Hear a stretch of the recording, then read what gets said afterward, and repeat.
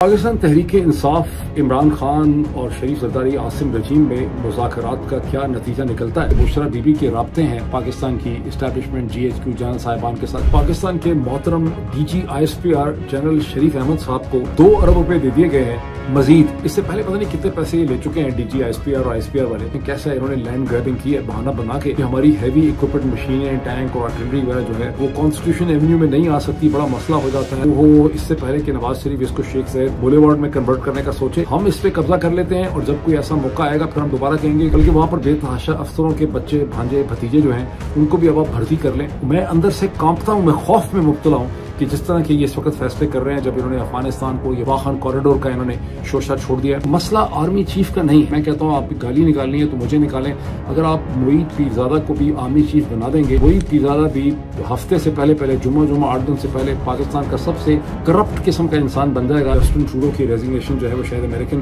Pressure की वजह से हुई है। डोनाल्ड ट्रंप ने उसके फौरन बाद ट्रूथ सोशल पे ये भी कह दिया है कि कनाडा अमेरिका की 51st स्टेट जो है होना चाहिए। टेस्ला के, एक्स के, ट्विटर के ओनर, स्टारलिंक्स के ओनर जो है वो हाथ धो के पाकिस्तानियों के पीछे पड़ गए हैं। अस्सलाम वालेकुम, this is Moeed Pirzada in Washington DC, United States. यहाँ अमेरिका के ईस्ट कोस्ट में अभी 7 जनवरी 2025 मंगल के दिन का आगाज हो रहा है, सुबह का वक्त है। लेकिन पाकिस्तान चूंकि यहाँ से 10 घंटे आगे है, पाकिस्तान में 7 जनवरी 2025 मंगल के दिन की शाम का इस वक्त है।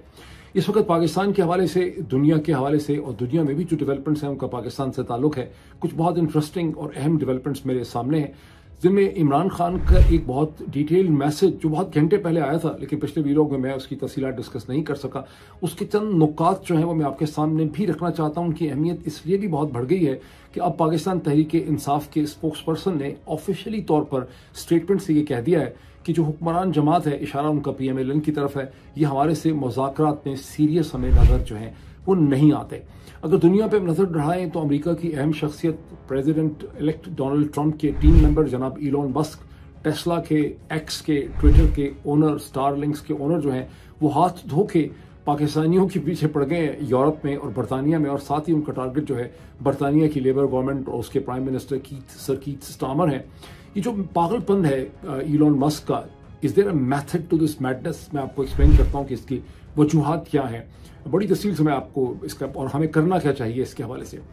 कनाडा के प्राइम मिनिस्टर जस्टिन ट्रूडो जो है उन्होंने प्राइम मिनिस्टर के ओहदे से और लिबरल पार्टी के लीडर की हैसियत से रिजाइन करने का, उन्होंने इस्तीफा देने का उन्होंने ऐलान किया। इस्तीफा उन्होंने दिया नहीं है, उन्होंने कहा बहुत जल्दी मैं मुस्तफी हो जाऊंगा जब एक नया लीडर जो है वो इलेक्ट कर लिया जाएगा। इस मौके का फायदा उठाते हुए अमेरिका के प्रेसिडेंट इलेक्ट डोनाल्ड ट्रंप ने फौरी तौर पे ऐलान कर दिया है अपने ट्रूथ सोशल के ऊपर कि कनाडा को अमेरिका की 51 स्टेट बन जाना चाहिए। ये ख्वाब और ये ख्वाहिश बहुत पुरानी है, इसकी तफसीलात भी मैं आपसे शेयर करूंगा। लेकिन इन तमाम तफसीलात की तरफ चलने से पहले मैं आपको याद करवाऊंगा कि अगर अभी तक आपने इस YouTube चैनल को ज्वाइन नहीं किया, इसे ज्वाइन करें, सब्सक्राइब करें, बेल आइकन पे क्लिक करें ताकि आपको इसके नोटिफिकेशन मिल सकें। अभी भी बहुत कम लोगों के नोटिफिकेशन खुले हुए हैं।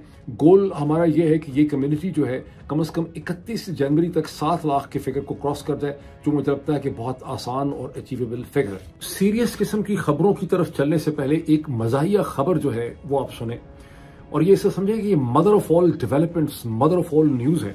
और वो ये है कि पाकिस्तान के मोहतरम DG ISPR जनरल शरीफ अहमद साहब को 2 अरब रुपए दे दिए गए हैं मजीद। इससे पहले पता नहीं कितने पैसे ले चुके हैं DG ISPR और ISPR वाले, लेकिन मजीद 2 अरब रुपए फौरी तौर पे उनको दे दिए गए हैं इकोनॉमिक कोऑर्डिनेशन कमेटी की तरफ से, ताकि रियासत पाकिस्तान और ISPR जो है वो फेक न्यूज़ का मुकाबला कर सके। एक्सक्यूज क्या बनाया गया है कि आर्मी चीफ ने कहा था कि फेक न्यूज़ जो है वो उससे रियासती इदारों को बड़ा सख्त खतरा जो है लाक है।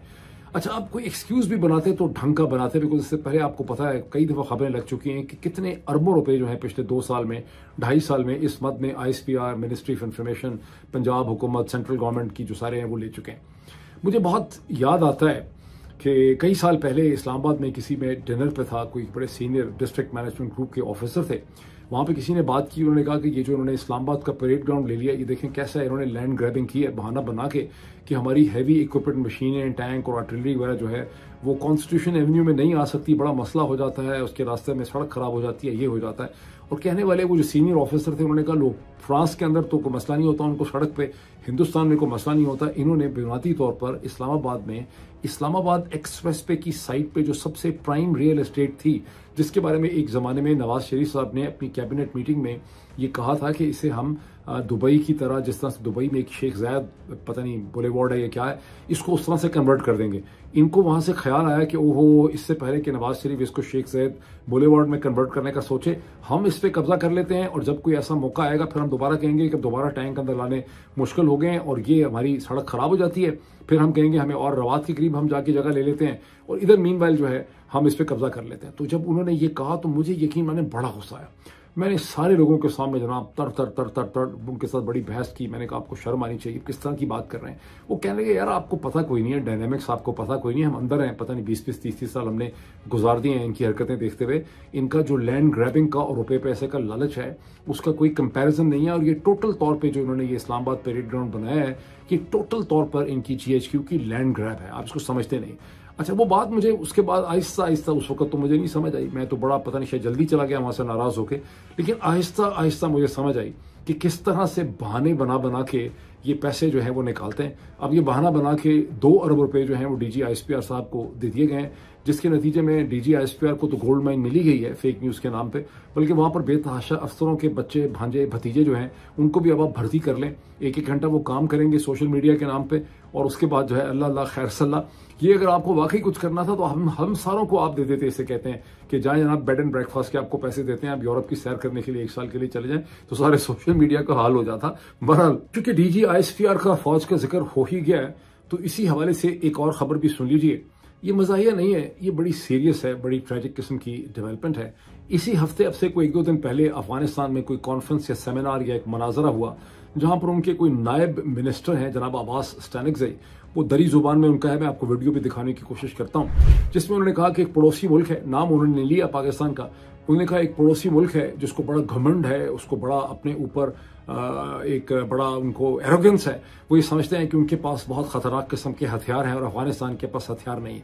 लेकिन मजे की बात यह है कि उन्होंने अपने हथियारों के नाम रखे हुए हैं बाबर, गौरी, गजनवी, अब्दाली, जो हमारे सारे लीडर हैं, और उनको पता नहीं, आगे उन्होंने यबड़ी मारी, उन्होंने कहा कि हमको पता नहीं है कि हमारे यहाँ अभी भी ये सब लोग मौजूद हैं, अब्दाली, गजनवी, बाबर, और ये आपके यहाँ तबाही जो है मचा सकते हैं। ये अगर यबड़ी वाले पार्ट को आप इसमें से निकाल दें जो उन्होंने थोड़ी सी शो मारी है, तो इसके अंदर आपको एक बड़ा ट्रेजिक किस्म की रियलिटी जो है वो नजर आएगी।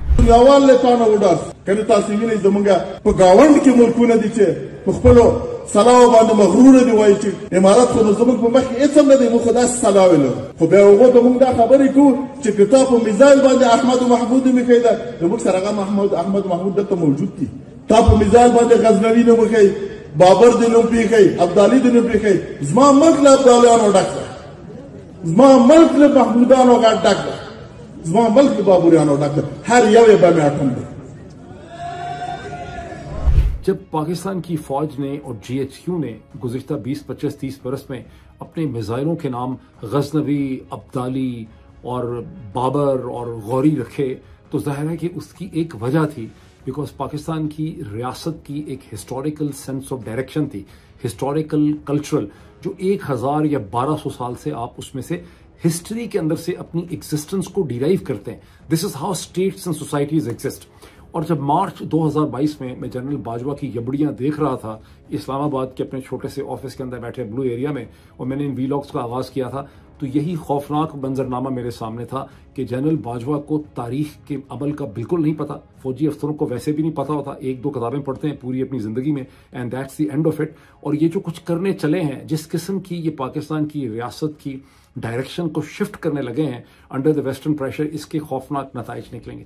उन खौफनाक नताइज बहुत ज़्यादा आपके सामने आ चुके हैं, लेकिन अब ये जो अफगानिस्तान को इन्होंने अपना दुश्मन आइडेंटिफाई किया है और हिंदुस्तान के सामने जनरल बाजवा ने और उनके जानशीनों ने सरेंडर किया है, इसके अभी और बड़े खौफनाक किस्म के नताइज जो है निकलने हैं।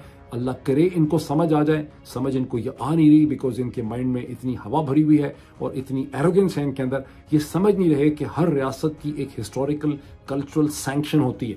वो ठीक है, आप अपने दुश्मनों के साथ सुलह कर लेते हैं, हिंदुस्तान के साथ अच्छे ताल्लुकात होने चाहिए, लेकिन उस सुलह के प्रोसेस की आप जो है ना उसकी गिरह लगाते हैं, और जो हिंदुस्तान के साथ जो सफ़र इन्होंने एक झटके में जनरल बाजवा ने कर दिया, उससे तय करने के लिए आपको 20 साल की protracted step by step negotiation चाहिए थी।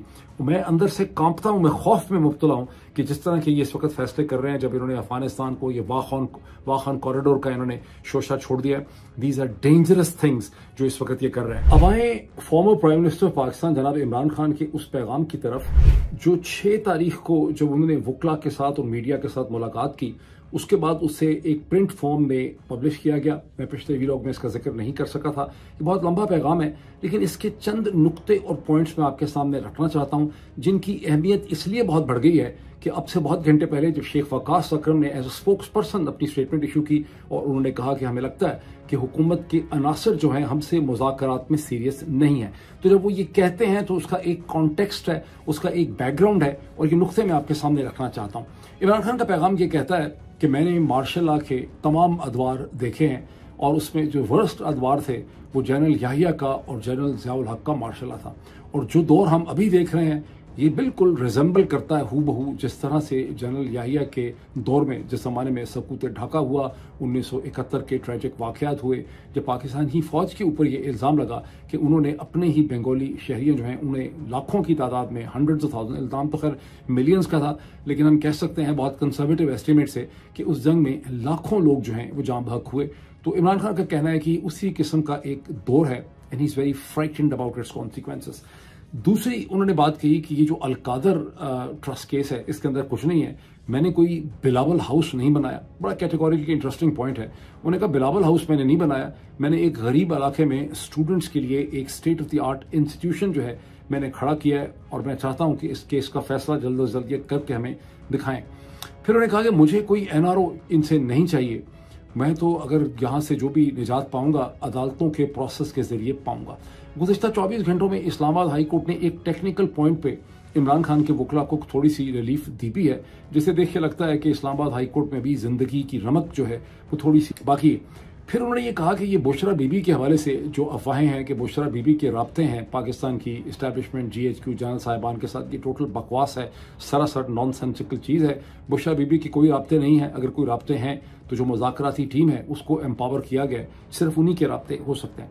जब ये आप सारे पॉइंट्स देखते हैं तो नेचुरली आपके जहन में ये सवाल पैदा होता है कि इससे आप फिर जो नेगोशिएशन और मुज़ाकरात चल रहे हैं उसके बारे में आप क्या कह सकते हैं इमरान खान के इस मैसेज को सुनने के बाद। बिकॉज इसी मैसेज के अंदर इमरान खान के मैसेज में भी ये है कि ये जो लोग हैं ये ऐसा लग रहा है कि ये हुकूमत जो है मुज़ाकरात के अमल में बिल्कुल भी संजीदा नहीं है, सीरियस नहीं है, वरना कि कम से कम हमारे लोग जो गुम हैं उनको तो हम कम से कम ये सामने ला सकते थे, और हमारे जो कैदी इनके पास हैं, जो लोग हैं उनको ये रिहा कर सकते थे जिन्हें गुम हुए इतनी देर हो चुकी है। अब इसी कॉन्टेक्स्ट में आप देखें कि थोड़ा सा इसमें की जो सारी की सारी हाइपर बोल है मुज़ाकरात की, इसको अगर आप हेडलाइंस में से हटा के थोड़ा सा देखें तो आप बड़ी आसानी से चीज़ समझ सकते हैं कि इमरान खान ने पाकिस्तान तहरीक इंसाफ के जरिए जो मुतालबात इस हुकूमत के सामने शरीफ सरदारी आसिम माफिया के सामने रखे हैं, वो मुतालबात हैं क्या? वो मुतालबात हैं कि 2 जुडिशल कमीशन बनाने का आप जो है एक तरह से एग्रीमेंट कर लें, ऐलान कर दें, और बाकी हमारे जो अंडर ट्रायल प्रिजनर्स हैं उनको रिहा कर दें। ये तो बेसिकली सिंबॉलिक गुडविल जेस्चर के तौर पर चीज़ें कर सकते थे, बिकॉज जुडिशल कमीशन एक कॉस्मेटिक ऑप्टिक्स किस्म की चीज़ है, उसमें से निकलना तो कुछ भी नहीं है, बिकॉज जुडिशल कमीशन इनके अपने हाथ में होंगे, जुडिशल कमीशन क्या निकाल लेगा। लेकिन ये वो ऑप्टिक्स पे भी कॉम्प्रोमाइज जो है वो करते नजर नहीं आते, इससे इनकी नीयत जो है मुज़ाकरात के हवाले से वो खासी एट डाउट है। यही वो चीज़ है जिसकी तरफ इशारा किया है अपनी स्टेटमेंट में शेख वकास अकरम ने, जब उन्होंने ये कहा है कि हुकूमत के अनासर जो है वो लगता है कि मुज़ाकरात में सीरियस नहीं है। इशारा उनका तमाम लोगों का आज आके घूम फिर के जनाब सेनेटर इरफान सदीकी साहब की स्टेटमेंट की तरफ है, जिन्होंने 23 दिसंबर, इसका एक कॉन्टेक्स्ट है, मैं आपको स्क्रीन के ऊपर दिखाने की कोशिश करता हूँ, इसका एक बिल्डअप है कि 23 दिसंबर को जो मीटिंग हुई तो इरफान सदीकी साहब ने वहीं पर यह कह दिया था कि पाकिस्तान तहरीक इंसाफ को अगली मीटिंग में अपनी डिमांड्स को इन राइटिंग लाना चाहिए। फिर उसके बाद उस वक्त तहरीक इंसाफ ने कहा कि हम इमरान खान के साथ मीटिंग करेंगे, हम इन राइटिंग ले आएंगे वगैरह वगैरह, थिंग्स लाइक दिस। अच्छा, फिर उसके बाद 29 दिसंबर को जब DG ISPR ने अपनी प्रेस कॉन्फ्रेंस की और उसमें उन्होंने नाम लिए बगैर ये इल्ज़ाम लगाया कि दहशतगर्दी ख़त्म हो चुकी थी, फिर एक जमात जो है सियासी जमात ने दहशतगर्दों को इनकरेज किया। मतलब ये था कि इमरान खान और पाकिस्तान तहरीक इंसाफ ने TTP को जगह दी, इनको वापस आने का मौका दिया। तो उसके जवाब में पाकिस्तान तहरीक इंसाफ ने एक बाकायदा प्रेस कॉन्फ्रेंस की थी, आपको याद होगा, उसमें उमर अयूब उसके अंदर भाई सभी लोग उसके अंदर मौजूद थे। अच्छा, उस प्रेस कॉन्फ्रेंस के बाद फिर लोगों का एनालिसिस ये था कि जो सारी एटमॉस्फेयर है एटमॉस्फेयर थी मुज़ाकरात की वो विशिएट हो गई है और शायद मुज़ाकरात आगे नहीं चल सकेंगे। लेकिन 2 जनवरी को अयाज सादिक साहब के चेंबर्स में जो मुलाकात का सेशन हुआ उसे कहा गया बहुत खुशगवार है, लेकिन वहां फिर इरफान सिद्दीकी साहब का इशू था कि आप एक रिटन डिमांड्स हमारे सामने नहीं लेके आए। फिर तहरीक इंसाफ की स्टेटमेंट्स आपके सामने आई कि रिटन डिमांड लाने से पहले बहुत जरूरी है कि हम इमरान खान के साथ एक बाकायदा फॉर्मल अनहिंडर्ड अनफेटर्ड मुलाकात कर सकें। वो मुलाकात मेरी अंडरस्टैंडिंग है कि अभी तक हो नहीं सकी। अगर मेरे आप तक पहुंचने से पहले कहीं वो खबर उसकी आ जाए, लेकिन जब तक मैंने ये रिकॉर्डिंग शुरू की है उस वक्त तक की मुलाकात जो है वो नहीं हो सकी। ये और बात है कि आपसे बहुत घंटे पहले राना सनाउल्लाह साहब ने, जो इस कमेटी के मेंबर हैं हुक्मरान मुज़ाकराती टीम के, उन्होंने एक बार फिर टीवी प्रोग्राम में यकीन दिलाया कि मंडे को नहीं तो मंडे तो खैर गुजर चुका है, तो ट्यूसडे को डेफिनेटली तौर पे ये मुलाकात हो जाएगी। लेकिन अभी तक ये मुलाकात नहीं हुई। इससे आप अंदाजा लगा सकते हैं कि चीजें थोड़ी सी फंसी हुई यहाँ पे हमें नजर आ रही है। अब पाकिस्तान तहरीक इंसाफ इमरान खान और शरीफ सरदारी आसिम रजीम में मुज़ाकरात का क्या नतीजा निकलता है वो तो हो सकता है कुछ दिनों में हमारे सामने आ ही जाएगा। लेकिन मैं इस मौके पे आपको एक सीरियस रिस्पॉन्सिबल एनालिस्ट की हैसियत से ये याद करवाना चाहता हूँ, एक बार फिर रिमाइंड करवाना चाहता हूँ कि पाकिस्तान जिस किस्म के बहरान का और क्राइसिस का शिकार है और बार बार हो जाता है, उसका बुनियादी तौर पर एक ही हल है। और जब तक इसके हवाले से एक नेशनल कंसेंसस, एक पॉलिटिकल कंसेंसस डेवलप नहीं होता, पाकिस्तान की रियासत का मुस्तकबिल बिल्कुल गैर महफूज रहेगा। और वो चीज़ यह है कि आर्म फोर्सेस ऑफ पाकिस्तान का, पाकिस्तान आर्मी का जो सियासी रोल है उसे रीडिफाइन होना है, जिसमें सबसे इम्पोर्टेंट पॉइंट यह है कि आर्मी चीफ के ऑफिस के अंदर जिस किस्म की ताकत है इसे रिस्ट्रक्चर करना है, डाउनग्रेड करना है, इसे ख़त्म करना है। आर्मी चीफ के दफ्तर को फर्स्ट अमंग द इक्वल्स बनाना है ताकि आर्मी के जो टॉप 20 जो जनरल साहिबान हैं वो और आर्मी चीफ के दरमियान में अथॉरिटी का कोई बहुत ज़्यादा फ़र्क ना हो। इसका मतलब है कि आपकी इंडिपेंडेंट अमेरिका की तरह की कमांड्स होंगी जो इंडिपेंडेंट आपकी नहीं है। कहने में हमारे यहाँ कमांड है, central command, northern command, southern command, लेकिन इंडिपेंडेंट कमांड्स हमारे यहाँ नहीं है। इसमें मैं बहुत से पॉइंट्स आपके साथ बाद में शेयर करूंगा। इस मौके पर यह है कहना बड़ा सफिशेंट है कि मसला आर्मी चीफ का नहीं है, ये कोई जनरल आसिम मुनीर की ज़ात का मसला नहीं है, ना जनरल बाजवा की ज़ात का मसला है। आप सबसे अच्छा भी कोई स्टारी आइडलिस्ट यहाँ पे लगा दें, कोई भी फरिश्ता ले आए, मैं कहता हूँ आप गाली निकालनी है तो मुझे निकालें। अगर आप मोईद पीरज़ादा को भी आर्मी चीफ बना देंगे तो मोईद पीरज़ादा भी हफ्ते से पहले जुम्मा 8 दिन से पहले पाकिस्तान का सबसे करप्ट किस्म का इंसान बन जाएगा जो सिर्फ और सिर्फ अपनी ताकत का एब्यूज़ करेगा। इसका इंसान की शख्सियत से बिल्कुल भी ताल्लुक नहीं है। ये पाकिस्तान के पॉलिटिकल डिस्कोर्स और उर्दू का जितना पॉलिटिकल डिस्कोर्स है ये इसकी कमज़ोरी है। हमारे उलेमा भी इसी किस्म की बातें करते हैं कि फ़लाँ बंदा चंगा सी, फ़लाँ बंदा चंगा नहीं सी, फ़लाँ जनरल अच्छा था, फ़लाँ जनरल अच्छा नहीं है, फ़लाँ शरीफ था, फ़लाँ बदमाश है। इसका किसी की ज़ात से ताल्लुक नहीं है। इस ऑफिस की पावर्स ही इस किस्म की हैं जिसकी कोई अकाउंटेबिलिटी नहीं है, जिस पे कोई चेक नहीं है, जिसकी कोई रेगुलेशन नहीं है, जिसके नतीजे में जो भी आर्मी चीफ होगा वो इस पोजीशन का एब्यूज़ करेगा। जब तक इस ऑफिस को रीडिफाइन नहीं किया जाता और ISI को पाकिस्तान आर्मी चीफ के कंट्रोल से नहीं निकाला जाता, पाकिस्तान का मुस्तकबिल गैर महफूज रहेगा। अब कनाडा और इलॉन मस्क की तरफ चलने से पहले मैं एक छोटी सी खबर आपके साथ शेयर करूं कि इमरान खान की ex wife जमाइमा Goldsmith, Imran Khan के बेटों की माँ जो हैं, वो साउथ अफ्रीका में कहीं हाइकिंग कर रही थी केप टाउन के करीब, जहाँ पे शी हैड अ फॉल, और अपेरेंटली वो फॉल उनका जो है वो इतना सीरियस था, गालिबन फ्रैक्चर है, कि she had to be hospitalised. उन्होंने खुद उसकी तस्वीरें वगैरह इशू की हैं। इस वक्त आपको वेस्टर्न न्यूज़पेपर्स के अंदर ये तस्वीरें जो हैं वो मिल भी सकती हैं। चलें कनाडा, जहाँ गुज़िश्ता कई दिनों से स्पेकुलेशन हो रही थी कि Canadian prime minister Justin Trudeau जो हैं वो रिजाइन कर सकते हैं, और उन्होंने फाइनली अपना रेजिग्नेशन ऑफर कर दिया अब से बहुत घंटे पहले दोनों ऑफिसर्स से, as leader of the liberal ruling जो पार्टी है उससे भी और प्राइम मिनिस्टर के ओहदे से भी। लेकिन रिजाइन उन्होंने किया नहीं है। उन्होंने कहा यह कि मैं बहुत जल्दी रिजाइन कर दूंगा जब पार्टी मेरा एक सक्सेसर जो है वो चूज कर लेगी। I intend to resign as party leader, as prime minister, after the party selects its next leader. अब इसके हवाले से स्पेकुलेशन बहुत हो रही है बिकॉज डोनाल्ड ट्रंप ने दरमियान में अपनी बहुत सी यबड़ियां छोड़ी हुई थी, और डोनाल्ड ट्रंप ने उसके फौरन बाद ट्रूथ सोशल पे ये भी कह दिया है कि कनाडा को अमेरिका की 51st स्टेट जो है होना चाहिए। तो लोग बहुत स्पेकुलेशन कर रहे हैं कि जस्टिन ट्रूडो की रेजिग्नेशन जो है वो शायद अमेरिकन प्रेशर की वजह से हुई है। ऐसा कतई तौर पर नहीं है। ये जस्टिन ट्रूडो की 10वां साल है। 2015 में वो प्राइम मिनिस्टर बने थे, शुरू में बहुत पॉपुलर थे, लेकिन पेंडेमिक का के बाद कनाडा की जो इकोनॉमी है उसने कभी भी कोविड पेंडेमिक से ठीक तरह से रिकवर किया ही नहीं है। कनाडा में हाउसिंग प्रॉब्लम भी चल रहा है, कनाडा के अंदर ग्रोसरी की जो आइटम्स हैं उनका भी क्राइसिस चल रहा है। और कनाडा की जो जमात के यके बाद देखिए 2-3 ऐसे इलेक्शन हुए जो उनकी जो बहुत स्ट्रॉन्ग यानी सीट समझी जाती हैं कनाडा के अंदर लिबरल पार्टी की, वहाँ उनको नाकामी का सामना करना पड़ा, जिसके बाद कैनेडियन लिबरल जो पार्टी है उसके अंदर बहुत ज़्यादा प्रेशर था कि जस्टिन ट्रूडो को इसकी जिम्मेदारी लेनी चाहिए, वो अनपॉपुलर हो चुके हैं, उन्हें रिजाइन करना चाहिए ताकि एक सक्सेसर आए। और इस स्टेज पे अपने रेजिग्नेशन का ऐलान दोनों ऑफिसर्स से as leader of the liberal party and as prime minister उन्होंने किया ही इसलिए है ताकि फौरी तौर पर इलेक्शन ना करवाने पड़े। बिकॉज जो कंजर्वेटिव ओपोनेंट्स उनके हैं, मैं आपको टेलीग्राफ वगैरह की हेडलाइंस दिखाता हूँ, वो ये कह रहे हैं कि हमारे साथ दगाबाजी की है जस्टिन ट्रूडो ने।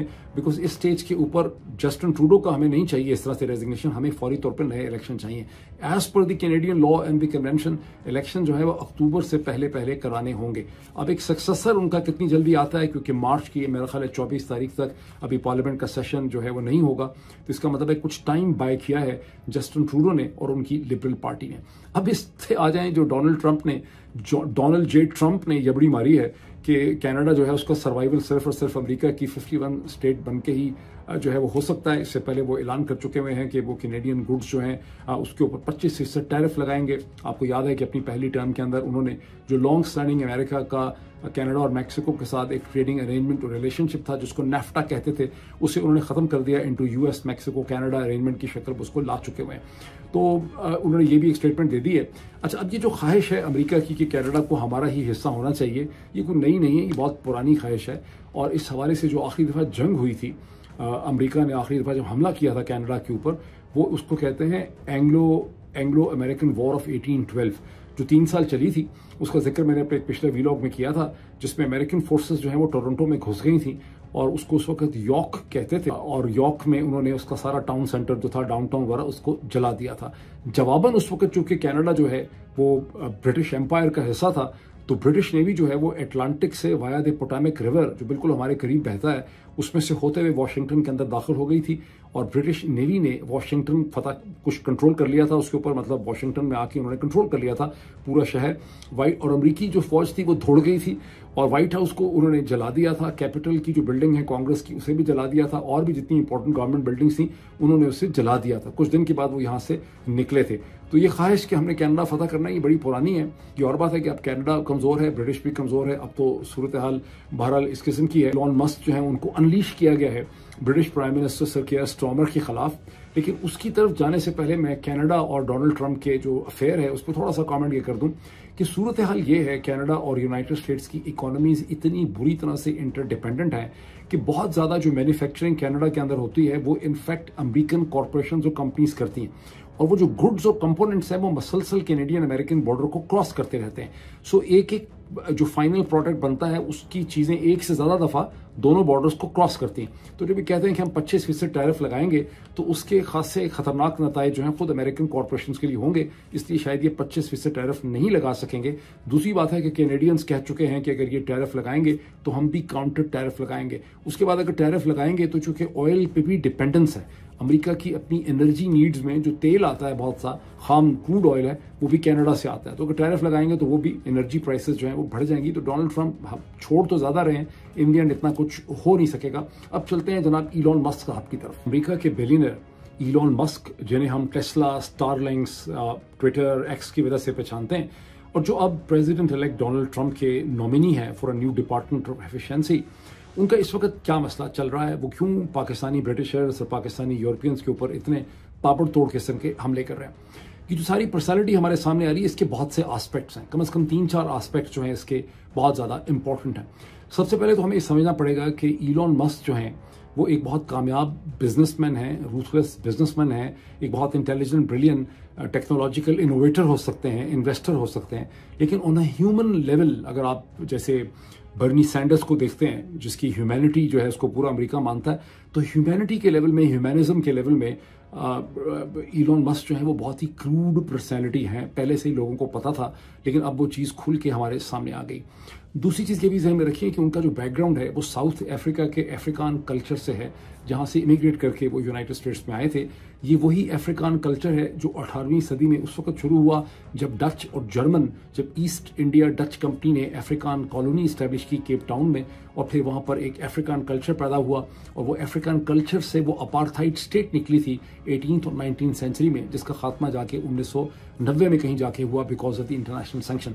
तो वो जो एटीट्यूड है अगेंस्ट द कलर्ड पीपल, इस वक्त पाकिस्तानी उनकी जद में है, लेकिन if you trust my judgement, यही फीलिंग्स उनकी अंदर से हिंदुस्तानियों के बारे में भी हैं, अफ्रीकन के बारे में भी हैं, मुझे शक है, लेकिन उनको वो एक्सप्रेस इसलिए नहीं कर सकते कि वो पॉलिटिकली अप्रोप्रिएट जो है वो नहीं है। तो एक इसका ये पहलू है जो बहुत ज़्यादा इंपॉर्टेंट है और इसे नज़रअंदाज नहीं करना चाहिए।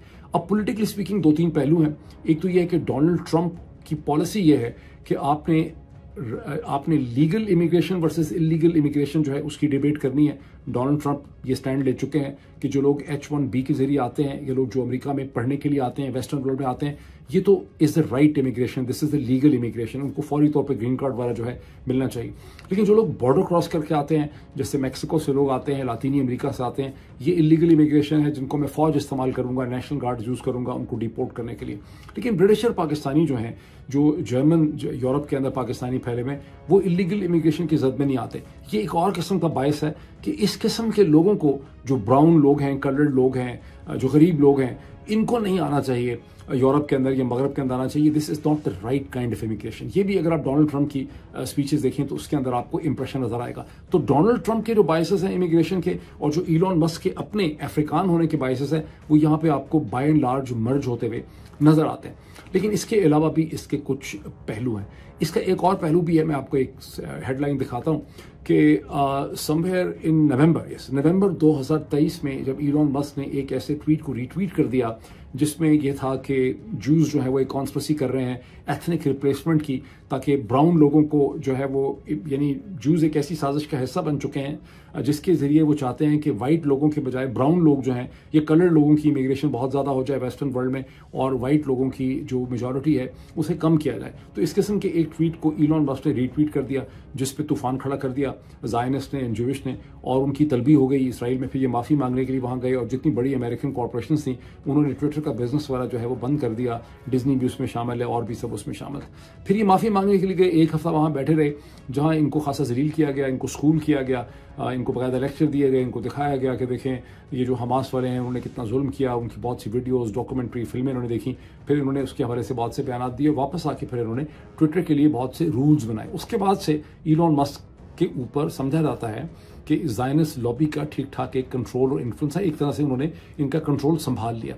तो जो सर केयर स्टार्मर की ब्रिटिश लेबर गवर्नमेंट है, उसके ऊपर जो ताबड़तोड़ हमले किए जा रहे हैं और जो मुस्लिम इमिग्रेंट्स के ऊपर हमले किए जा रहे हैं, उसका ताल्लुक उस ज़ायनिस्ट माइंडसेट के साथ भी है कि इन इश्यूज़ को उठाया जा रहा है। ख़ास करके यहाँ आप देखें कि जो लेबर गवर्नमेंट है, जैसे मैंने अपने पिछले वीलॉग में आपको एक्सप्लेन किया था कि उनके साथ इस वक्त ज़ायनिस्ट को ठीक ठाक खार है, बिकॉज उन्होंने बहुत से ऐसे डिसीजन और स्टेटमेंट्स दिए हैं। हालांकि उन्होंने अपने हिसाब से बड़े एहतियात से पोजीशन लिए, लेकिन ICC के फैसले को उन्होंने वेलकम किया था नेतन्याहू के हवाले से। तो ये वो तमाम चीज़ें हैं जिसके कॉन्टेक्स्ट में आपको इलॉन मस्क की जो तमाम कार्रवाई है उसे आप बेहतर अंडरस्टैंड कर सकते हैं। इलॉन मस्क की जो पॉलिटिकल स्ट्रैटेजी है इस स्टेज के ऊपर, या उनकी जो स्टेट ऑफ माइंड है, उसे आप इससे भी बेहतर समझ सकते हैं कि 24 घंटे पहले उन्होंने एक बड़ी अजीबोगरीब किस्म की हरकत की। चंद दिन पहले उन्होंने बरतानिया की right of the centre anti immigration party जो है रिफॉर्म पार्टी, उसके लीडर के साथ उन्होंने बड़ी मुलाकातें की। निजल फराज के साथ बड़ी मोहब्बत की पींगें बढ़ाई गई, जहां निजल फराज को उन्होंने ये यकीन दिलाया कि रिफॉर्म पार्टी चूंकि एंटी इमिग्रेशन है, मैं रिफॉर्म पार्टी को तकरीबन $100 मिलियन की डोनेशन दूंगा। फिर 24 घंटे पहले ये हुआ कि उन्होंने सजेस्ट किया कि रिफॉर्म पार्टी को टॉमी रॉबिन्सन, जो कि एक इस्लामोफोब है और इस वक्त जेल के अंदर है, और जेल में वो इस वजह से है कि उसने अदालत कंटेम्प्ट ऑफ कोर्ट की वजह से जेल में है, बिकॉज अदालत के एक फैसले को उसने डिनाई किया, बरतानिया से दौड़ गया, फिर उसने आके खुद लॉ को सरेंडर किया और इस नतीजे में वो जेल में है, टॉमी रॉबिन्सन। इन्होंने सजेस्ट किया निजल फराज को कि टॉमी रॉबिन्सन को आप रिफॉर्म पार्टी के अंदर ले लें और उसको ग्रूम करें। उस पर रिफॉर्म पार्टी बेसिकली अब एक मेन स्ट्रीम पार्टी बनना चाहती है, उन्होंने टके का शटअप जवाब दे दिया। उसके बाद इलॉन मस्क ने एक ट्वीट किया कि Nigel Farage is not good enough for anti immigration, यानी इमिग्रेशन का रास्ता रोकने के लिए Nigel Farage is not the right person. और निजल फराज जो कि क्रिएटर है रिफॉर्म पार्टी का, उसको रिफॉर्म पार्टी से रिजाइन कर देना चाहिए। बल ये उस वक्त उनकी स्टेट ऑफ माइंड है। अब व्हाट शुड वी डू? हमें चाहिए कि हम इसके ऊपर एक पॉजिटिव किस्म का रिस्पांस दें, पॉजिटिव एंगेजमेंट करें इस ओपिनियन के साथ। और उसकी बड़ी अच्छी एग्जांपल एक पाकिस्तानी टीवी एंकर हैं जनाब शिफा यूसुफजई साहिबा, उन्होंने एक ट्वीट उस हवाले से किया जिसमें उन्होंने जहां नीचे उसने इलॉन मस्क ने बताया कि किस तरह से पाकिस्तानी गैंग्स जो हैं वो अंग्रेज लड़के लड़कियों को कत्ल कर रहे हैं, तो उसके ऊपर शिफा यूसुफजई ने 8-10 एग्जाम्पल दे दी हैं कि किस तरह से जो गोरे वाइट गैंग्स हैं उन्होंने भी एशियंस का कत्ल किया है। ये वो ट्वीट है जिसको मैंने कोट ट्वीट भी किया था, इसको सैकड़ों लोग ट्वीट कर चुके हैं। आप इसको देखें और हमें इस किस्म की एंगेजमेंट चाहिए इन इश्यूज का मुकाबला करने के लिए। अब यूरोप में इस वक्त जो कुछ हो रहा है उसके हवाले से मेरे पास और भी बहुत से पॉइंट्स हैं, लेकिन ये वीडियो जो है बड़ी लंबी हो गई है। मैं अगले वीलॉग के अंदर इन इश्यूज का जिक्र करूंगा। अभी इतना ही, थैंक यू।